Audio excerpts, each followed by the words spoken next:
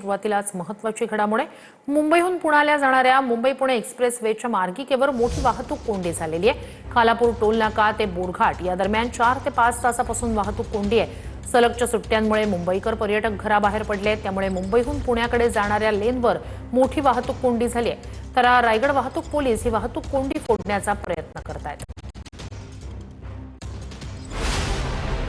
Mumbai Pune express वेवर पुण्याला जाणाऱ्या मार्गिकेवर मोठी वाहतूक कोंडी झाली।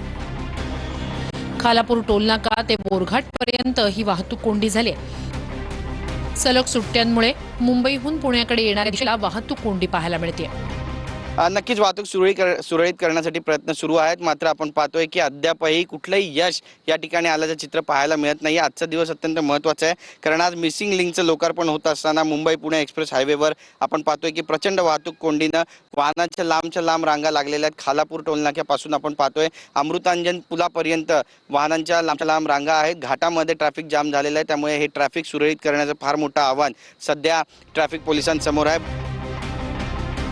या वाहतूक कोंडीचा फटका खासदार सुप्रिया सुळे यांनाही बसलाय। सुप्रिया सुळे यांनी वाहतूक कोंडीचा एक व्हिडिओ शेअर केलाय। खासदार सुप्रिया सुळे मुंबईहून पुण्याकडे जाताना मुंबई पुणे एक्सप्रेस वेवर वाहतूक कोंडीत अडकल्या।